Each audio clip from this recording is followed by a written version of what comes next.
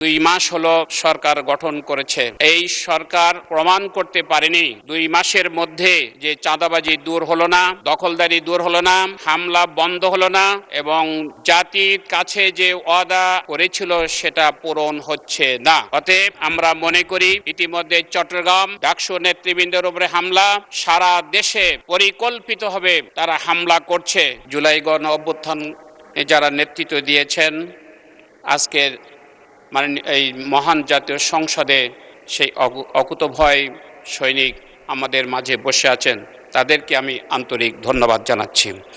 মাননীয় স্পিকার, বাংলাদেশে জামায়াত ইসলামী প্রতিষ্ঠা লগ্ন থেকে গঠনমূলক, সুশৃঙ্খল এবং গণতান্ত্রিক পন্থায় ন্যায় ও ইনসাফ ভিত্তিক রাষ্ট্র কায়েমের লক্ষ্যে কাজ করে যাচ্ছে এবং এই কাজের মধ্য দিয়েই বাংলাদেশের 18 কোটি মানুষের কাছে আজকের অত্যন্ত পছন্দনীয় একটি সংগঠনের রূপ নিয়েছে এবং তাদের হৃদয়ে স্থান দিয়েছে।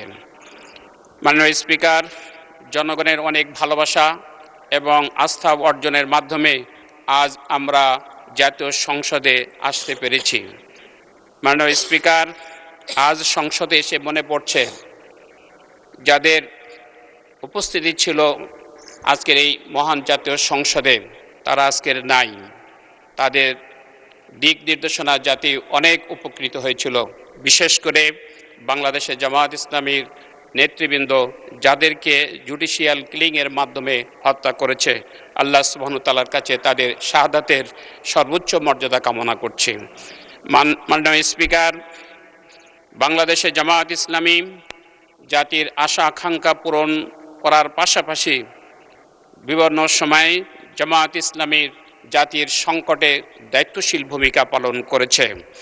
আজকের আমাদের মনে রাখতে হবে 2 মাস হলো সরকার গঠন করেছে।